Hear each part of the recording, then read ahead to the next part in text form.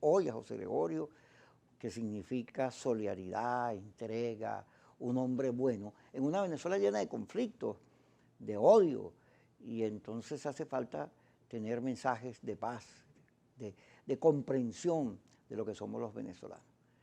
Y bueno, han pasado muchas cosas, ya, todas las vamos a comentar hoy. Tenemos a Héctor Pérez, que es analista, él tiene un cerebro ordenado porque es matemático, estudió en la Simón Bolívar y además es abogado.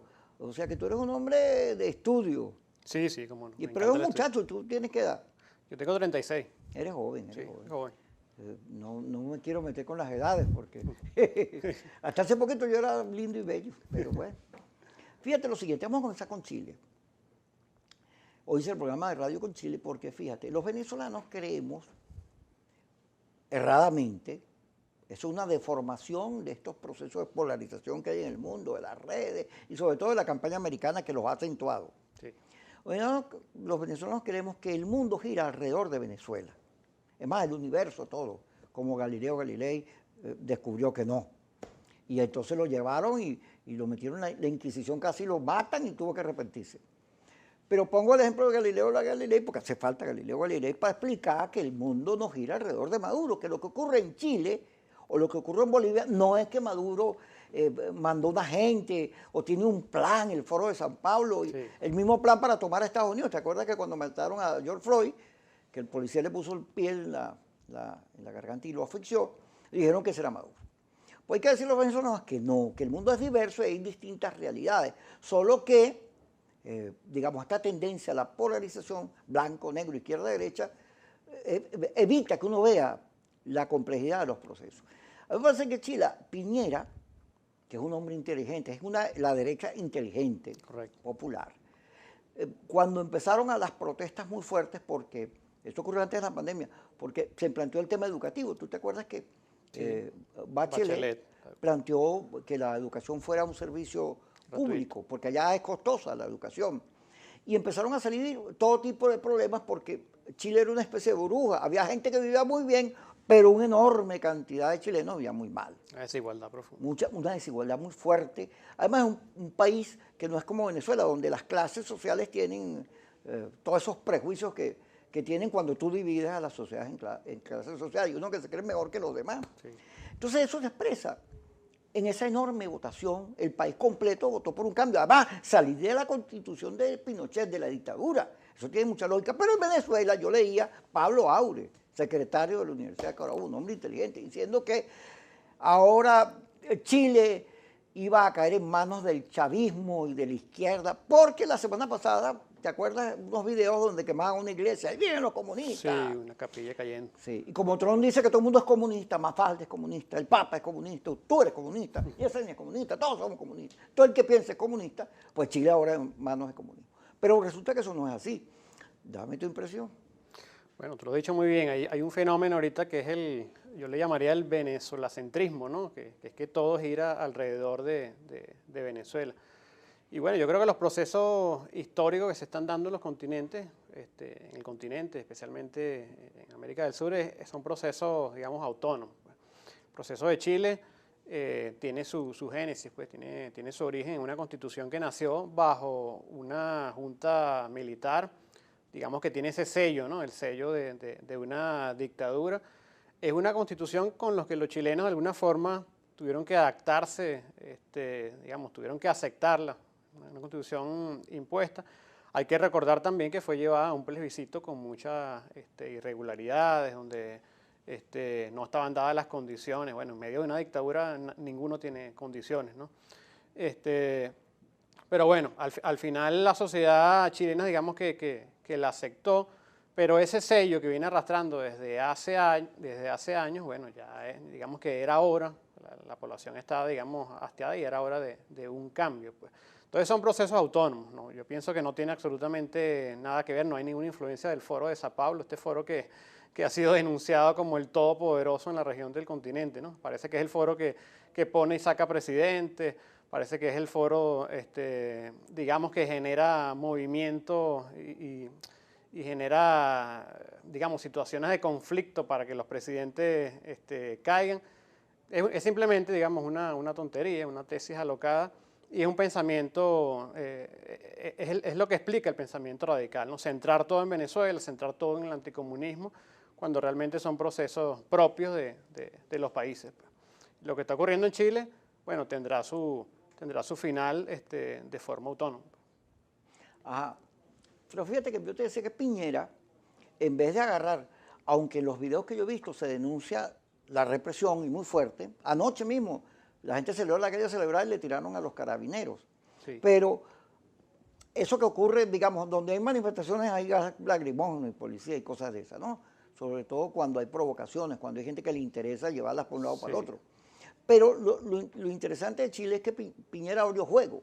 Cuando él convoca al proceso de consulta sobre la nueva constitución, está abriendo juego. Sí, sí. Cualquier otro, si hubiese sido el mismo Pinochet, no mete preso a todo el mundo y acaba con aquello.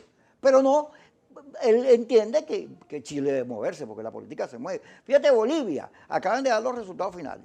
55% de los votos sacó Arce. Amplió el margen que había sacado Evo.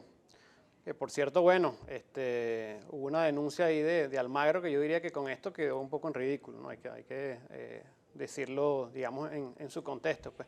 Porque, bueno, Almagro también politizado, perteneciente también a este sector que tú dices que todo gira en torno a Venezuela.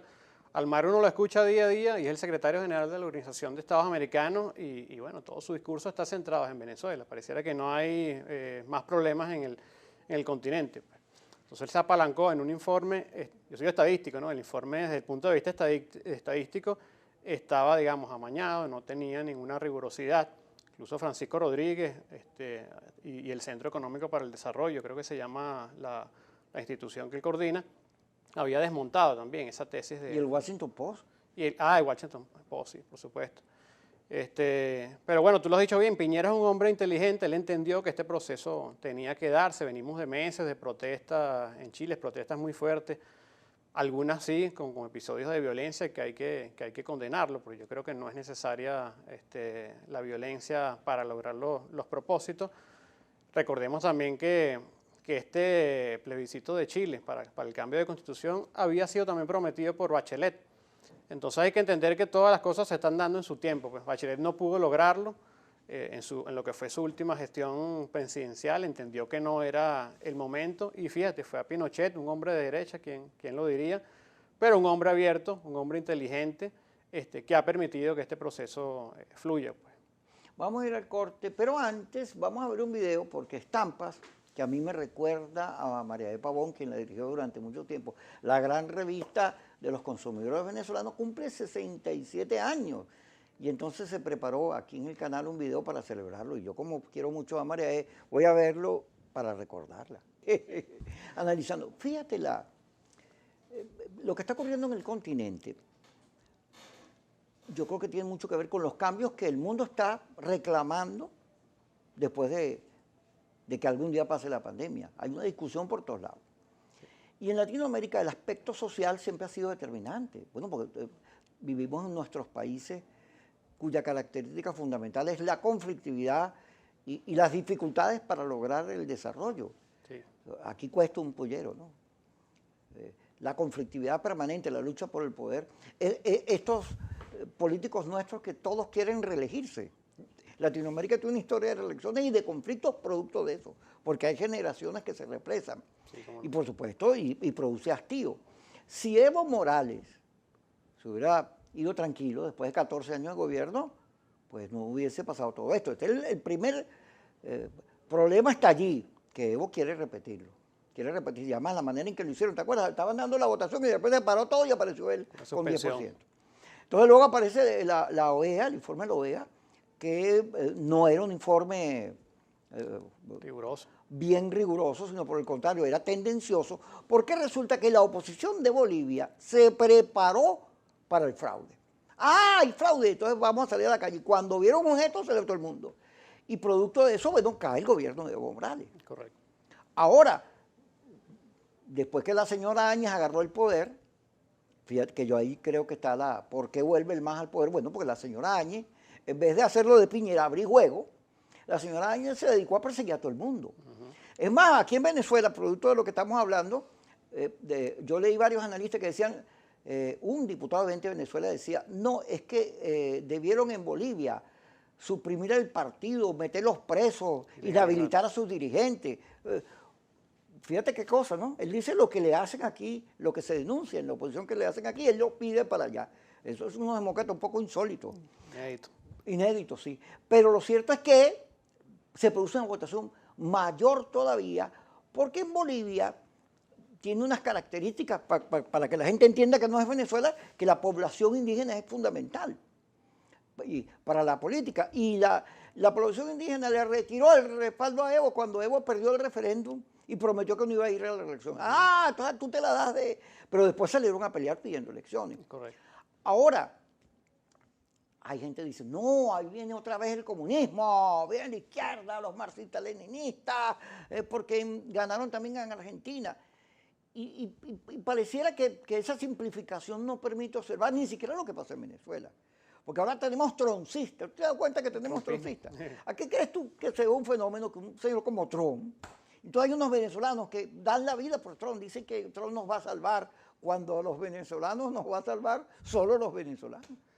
Claro, eso es un punto importante. Nosotros los venezolanos, yo no entiendo por qué hemos dejado, digamos, hemos puesto que nuestros designios y que nuestro destino esté, la solución de esos problemas se lo hemos dejado a la comunidad, a la llamada comunidad internacional, cuando realmente todo lo que ha estado ocurriendo, digamos, en Latinoamérica en estos últimos años, habla de que lo correcto es totalmente lo contrario. Acabas de mencionar el caso de Bolivia, un caso fundamental. Evo Morales, mucho más allá de su, digamos, de su discurso y de su asociación con el gobierno de Chávez en principio y luego con el gobierno de Maduro, pero la realidad es que en la práctica, en el día a día, en la implementación de las medidas económicas, Evo Morales fue un político totalmente pragmático, ¿no? Luis Arce, que fue el ministro de Economía durante el mayor tiempo de gestión de Evo Morales, es conocido, digamos, como el artífice de lo que algunos denominan como el milagro económico. Y es porque más allá de las palabras, más allá de ser asociados a la izquierda, Evo Morales mostró, digamos, en muchos años en Bolivia el periodo de mayor estabilidad económica, el periodo de mayor crecimiento económico en Bolivia, Producto Interno Bruto, un crecimiento abismal, inflación de un dígito. Entonces tiene una gestión que demostrar. Claro, cometió un error gravísimo, la sed de mantenerse en el poder, quebrantar lo que es la alternancia, porque alternancia no significa necesariamente que él tenía que otorgarle el poder a alguien de la oposición, ¿no? Alternancia es simplemente, bueno, desde mi punto de vista personal, yo no puedo permanecer en el poder de manera perenne, ¿no? De manera eterna. Pues bueno, yo puedo preparar a un candidato incluso de mi partido, a alguien que venga acompañando mi gestión y que él pueda alternar. Pero bueno, Evo Morales no tenía, digamos que, el deseo de permanecer, qué sé yo, por cuánto tiempo, y bueno, se desencadenó lo que tenía que desencadenarse. Luego vino este informe, digamos, amañado también de la OEA, que no fue, digamos, jugó un rol que desató todo este conflicto en Bolivia, y bueno, luego los bolivianos, por su propia cuenta, buscaron, digamos, la solución. Entendieron que más allá, digamos, de la gestión de Evo y más allá de la gestión de Áñez, tenían que buscar una solución propia. Y lo hicieron a través de las elecciones. En cambio, los venezolanos, los políticos venezolanos, fíjate qué contradicción. Hay políticos de 20, tú mencionaste uno de ellos, incluso la misma María Corina Machado estuvo aupando a votar en Bolivia, estuvo animando un rol de alentar a que se vaya a votar en Bolivia. Pero de cara a Venezuela, bueno, pareciera que hay una bipolaridad. De cara a Venezuela, totalmente se niega al proceso electoral.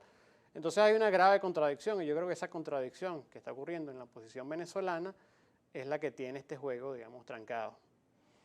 Donald Trump es de estos personajes carismáticos que más allá de los partidos, ellos son en sí mismos las figuras y se comunican directamente con la gente. En los Estados Unidos hay un proceso de polarización desde hace rato, sí, que tiene que ver mucho las redes. Pero ese proceso de polarización, con Trump agarró, bueno, se disparó. Sí.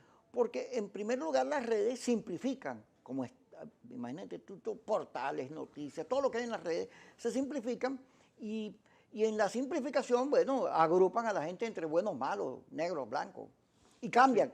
En China los buenos son distintos que a los Estados Unidos.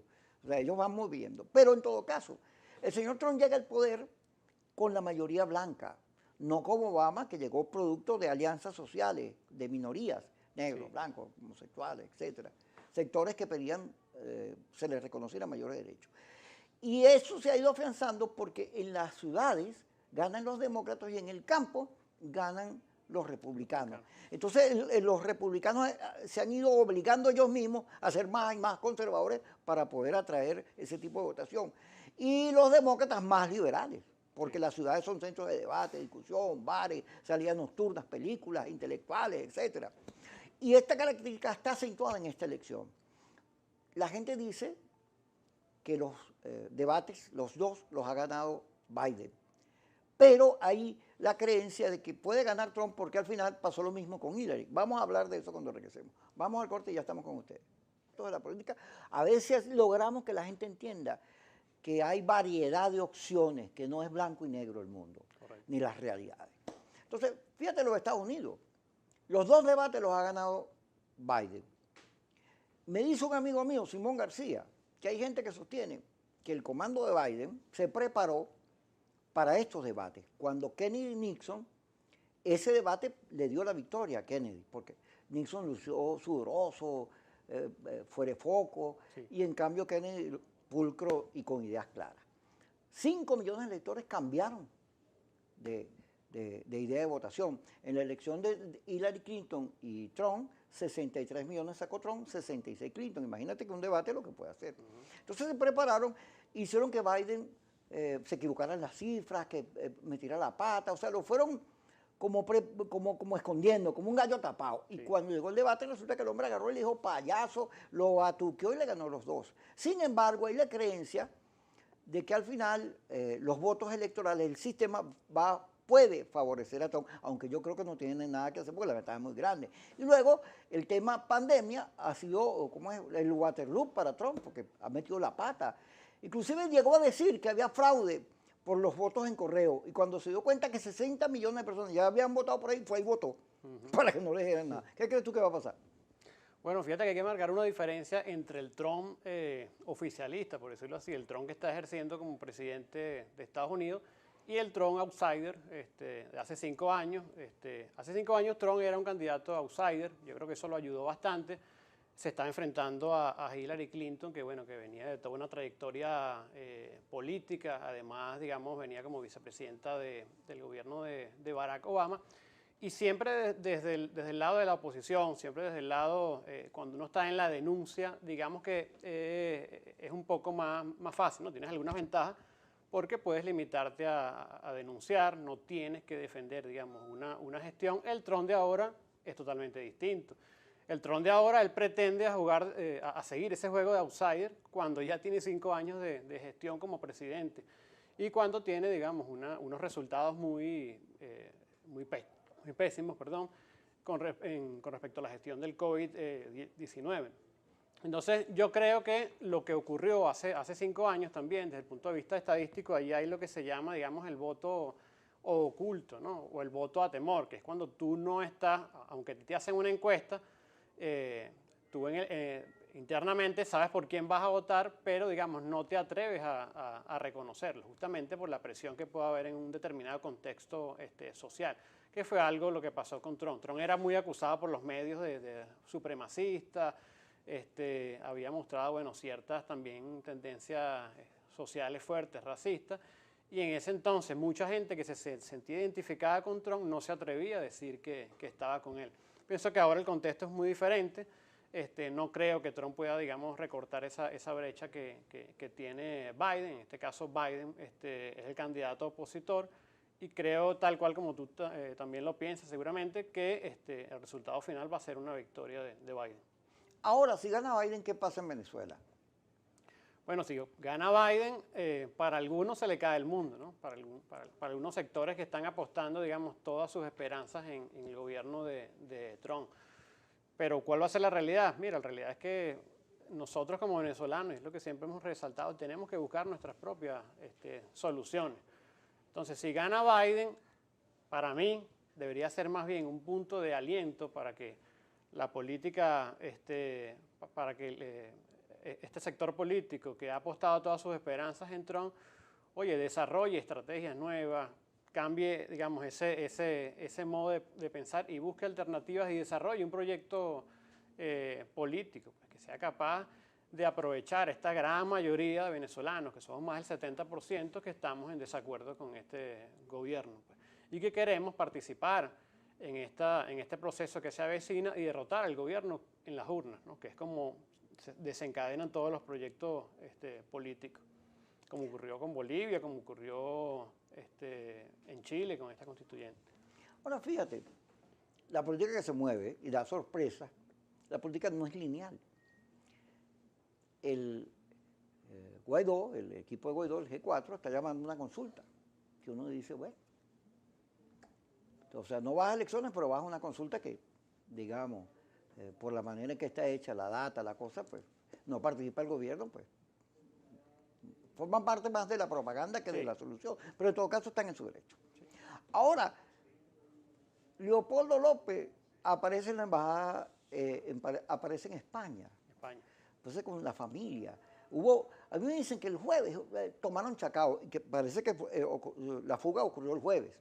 Sin embargo, el sábado fue que se supo. Entonces hubo varias versiones sobre lo ocurrido con Leopoldo López. La primera es que era una negociación, Patricia Poleo lo dice, los Estados Unidos y el gobierno español y el gobierno venezolano negociaron, porque era un personaje incómodo, sobre todo para el gobierno de España, así lo dice Poleo. Sí. Pero ahí en adelante comienzan una cantidad de versiones. Diosdado Cabello dice que es un delincuente, el Partido Comunista pide que lo repatrien, que se lo traigan otra vez porque tiene deudas con la justicia, y hay gente, bueno, Guaidó dice que se escapó, que ahora va a ayudar más al proceso de cambio, y de ahí de todo, gente que dice, bueno, ¿y por qué se va?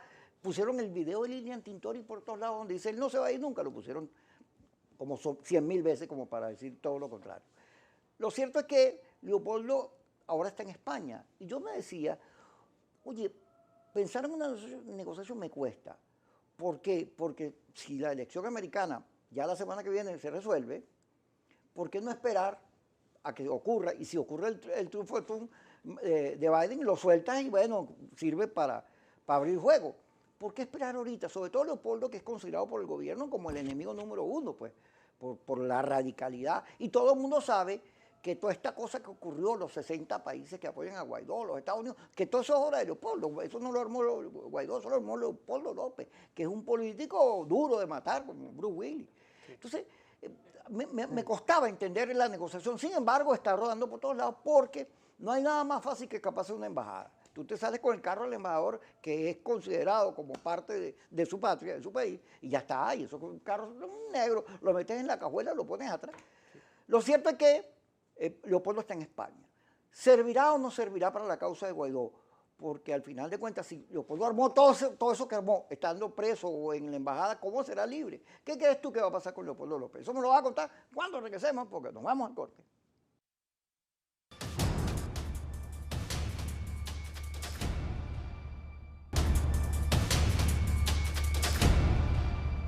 Seguimos con Héctor Pérez y le preguntaba sobre Leopoldo, ¿es bueno o malo? ¿Cómo lo ves tú? Bueno, mira, como precedente hay que decir que bueno, Leopoldo López pasó por un juicio, digamos, amañado también, eso hay que decirlo. En lo que es el derecho penal uno tiene que demostrar siempre los hechos y buscar lo que es la causabilidad, ¿no? Demostrar que una acción generó determinada consecuencia. En el caso de Leopoldo, bueno, fue, digamos, imputado por sedición, por llamados a la conspiración, incluso por mensajes de Twitter, pero realmente en las pruebas nunca logró demostrarse esa relación, ¿no? Entre sus acciones y los hechos. Ahora, sacando eso de contexto, mejor dicho, abstrayendo eso, yo creo que Leopoldo ha ensombrecido el liderazgo de Guaidó. O sea, para nadie es un secreto que Guaidó es, digamos, el Boy Scout de Leopoldo. Entonces, con respecto a si fue fuga, si fue negociación, en efecto, salir de la embajada para mí no es nada difícil, ¿no? Tú puedes salir en el carro de un personal diplomático. Lo cierto es que eso tiene sus límites, ¿no? Vas a llegar a determinado lugar, pero lo más difícil es luego salir del país. Entonces, más allá de si negociaste a lo mejor con las altas autoridades de Venezuela, con alguien tienes que haber negociado, digamos, en ese trayecto, ¿no? Para poder salir de Venezuela. Fue el mismo caso de Antonio Ledesma. Ahora, si es bueno o si es malo para Venezuela, o como yo lo veo, fíjate, eso está transmitiendo un cierto mensaje, porque si Leopoldo estuviera seguro en esas afirmaciones que hace Guaidó, que antes del 6 de diciembre, bueno, el gobierno de Maduro va a caer, que esto no le queda mucho tiempo, él no tendría problema en quedarse en Venezuela, ¿no? Entonces, de alguna forma, esa salida de él siente que su posición puede estar amenazada, ¿no? Puede sentirse que hay cierto riesgo de seguir permaneciendo en Venezuela. Porque venía un cambio de embajador y el embajador que está ahorita se dice era casi que hermano de Leopoldo en cuanto a la afinidad. Sí. Y el que viene es de Podemos, no iba a estar en la misma situación. Algunos han afirmado pues, que el embajador que viene tiene incluso buenas relaciones con Cuba, y que bueno, Leopoldo de alguna forma sentía ese riesgo de seguir permaneciendo en la embajada. Pero eso dice mucho también lo que te comentaba, eso dice mucho de que ese juego de palabras, de que el gobierno de Maduro está por caer, de que la comunidad internacional ya estamos en la recta final para lograr desencadenar esta transición. Mira, no lo creo así. Que creo que tenemos que seguir apostando a lo que nosotros tenemos que hacer como venezolanos, buscar nuestra solución. Reitero, si Leopoldo estuviera tan seguro de que esto se acaba mañana o se acaba en diciembre, él simplemente se hubiera esperado 1 o 2 meses. Sí, fíjate que yo me he interrogado porque la política en Venezuela, aparte de todo la influencia de las redes, de los laboratorios, todas esas cosas, que la gente cree que no existen y que no pesan, pero pesan. Y además lo hacen a uno actuar sin darse cuenta. Entonces uno dice, oye, ¿por qué cuesta tanto que el venezolano utilice el cerebro y no la emocionalidad? Somos muy emocionales, dramáticos, decía Cabruja. Sí. Y entonces todo lo resolvemos según lo que yo crea y además el yo creo está lleno de mis emociones. Y como estamos viendo, lo que hay es una enorme rabia. Sí. Pero tú mismo lo señalaste, las salidas en el continente son electorales. John Magdaleno lo ha dicho en todos lados, en los estudios que le he hecho sobre las transiciones en el mundo. Y el 93% son negociaciones políticas que terminan en elecciones. Luego la Universidad de Harvard, eso lo he dicho como 100.000 veces, dice que los boicots electorales, 97% no funcionan. Luego Trump ha dicho que no va a invadir, el TIAR no se puede, la ONU, es mentira que la ONU va a mandar unos cacos porque eso tiene todos unos procedimientos. Sí. Y aún así hay una gente que cree que eso es verdad. Aunque eso es mentira por donde lo mete, es una falsedad, ficción, como dice Capri. Sí. ¿Por qué tú crees que la gente se aferra en esas cosas que son mitos, que no son reales? Bueno, yo creo que es seguir apostando al camino corto, al camino fácil, es seguir poniendo las esperanzas, digamos, en que sea otro el que solucione nuestros problemas, en que sea Trump el que envíe a los marines, y desatender a todo lo que nos enseña la historia, pues, y a todo lo que nos enseña la evidencia histórica. Tú mencionaste el caso del profesor John Magdaleno. John Magdaleno es un investigador politólogo, ¿no? Que se ha dedicado a estudiar todo el tema de las transiciones. Yo también he tenido la oportunidad de revisar algunos de sus trabajos y es interesante porque él ha recopilado más de 100 casos de transiciones exitosas en el mundo y ha identificado las causas comunes, ¿no? entre ellas. Y entre las causas comunes, bueno, la gran mayoría de ellas tiene su detonante en un evento electoral. No necesariamente de forma directa, porque hay gente que ve que, bueno, que tiene que ser un evento electoral que gana la oposición que está aspirando a hacerse gobierno, ¿no? Está aspirando a la transición, pero no necesariamente así.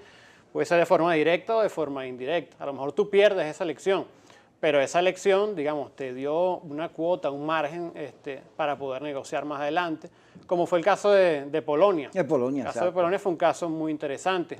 La oposición se enfrentaba al Partido Comunista de gobierno y fíjate tú que en esas elecciones parlamentarias también el gobierno se reservó para sí el 70% de los escaños.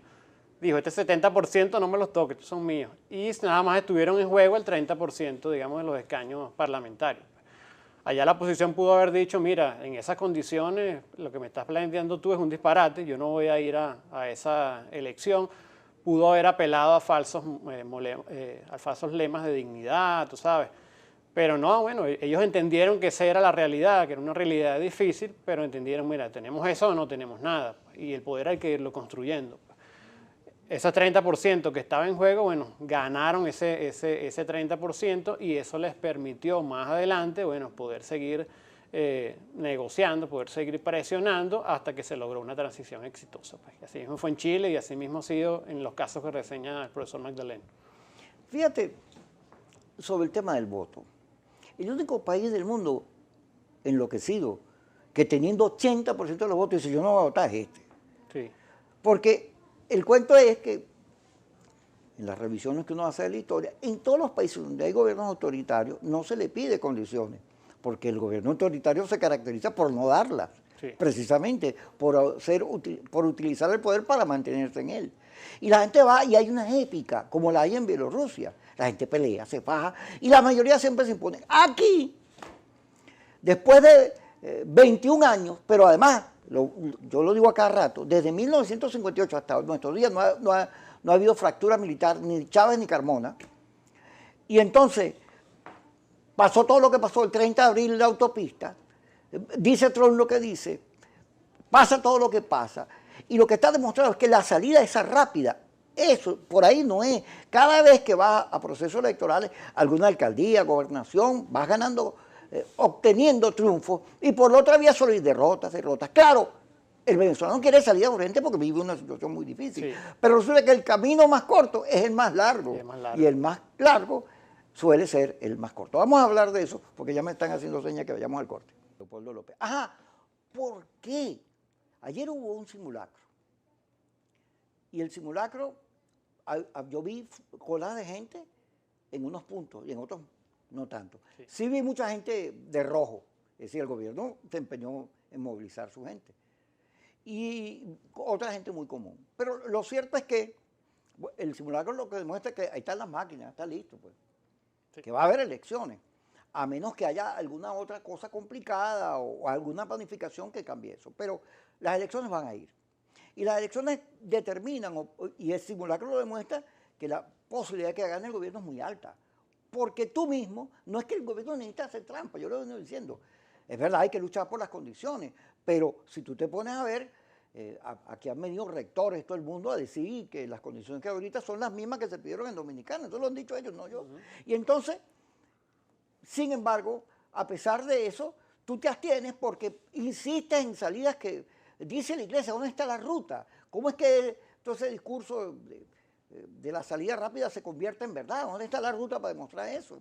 Yo creo que la ruta es electoral y he venido diciendo, yo comparto todo lo que dice la iglesia, pero un momentico, el hecho que el G4 y Guaidó o María Corina tengan esas posiciones de fuerza, no significa que la oposición es toda así. Fíjate, ahí nos vamos también al revolucionismo. Hay una gran cantidad de gente que está llamando a votar. Eso es un mundo también parte de la oposición. Minoría o mayoría, no lo sé, porque la elección de Henry Falcón sacó 3 millones de votos de Libertucci, la oposición tiene 3,5 millones. De manera que son más o menos cercanos en la fuerza de cada uno.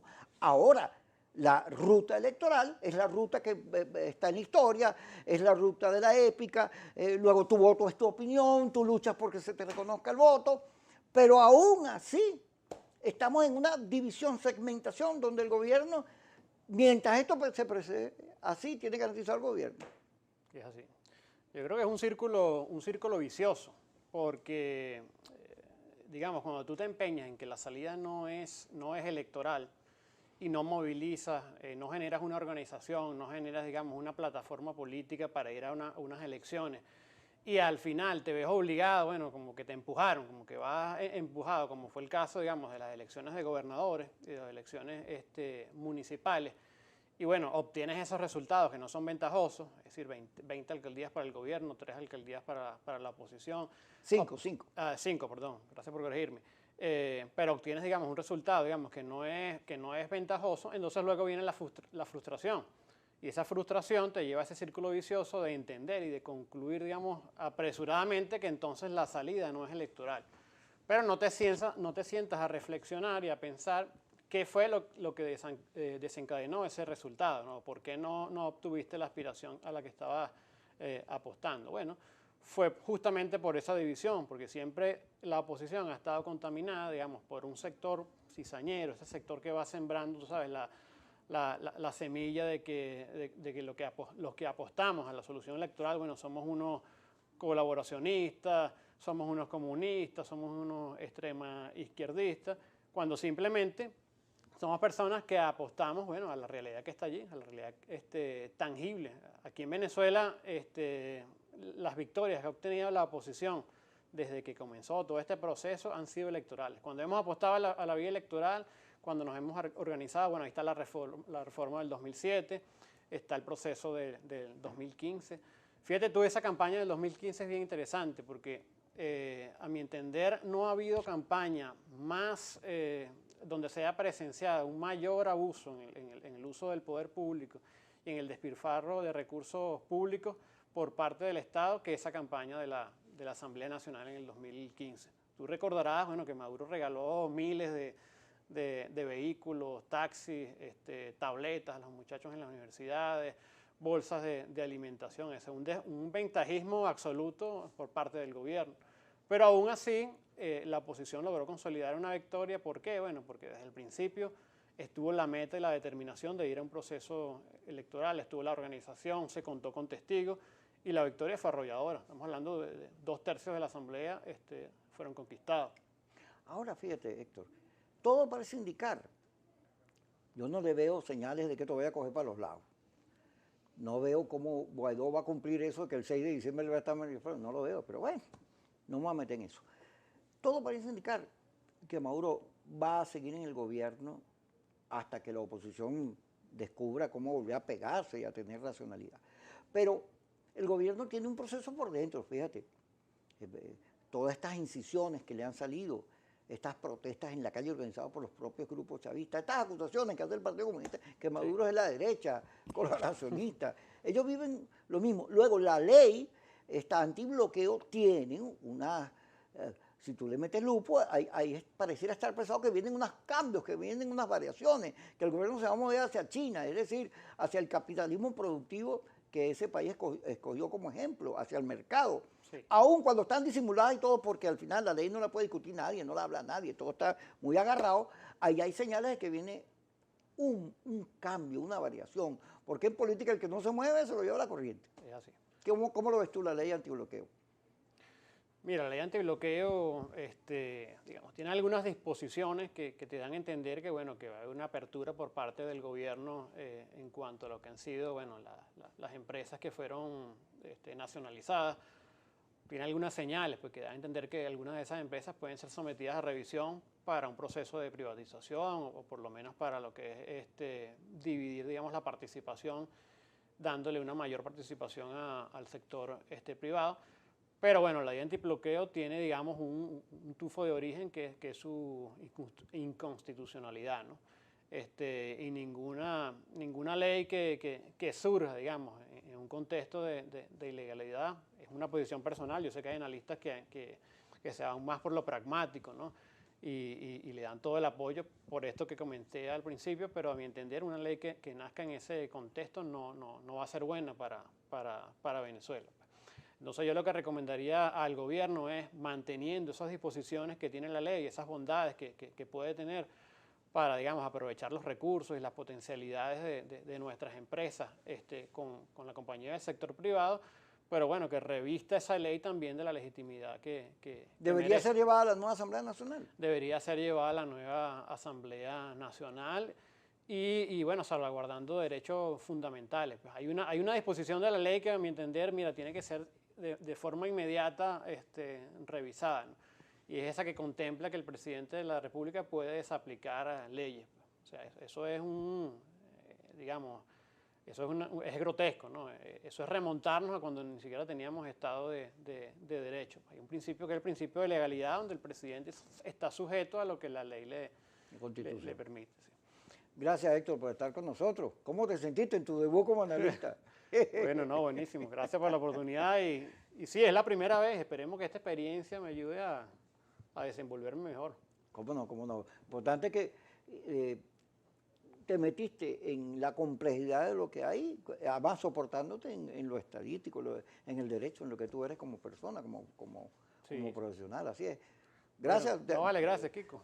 Más bien disfrutamos conversar sí, contigo. sí. Bueno, no, Espero que la próxima vez cuando venga, más suelto, sí, todo desatado. seguramente. Aprendiendo, se aprende. Sí. Gracias a todos nosotros. A las 5 y a las 10, Kikosis por Globovisión.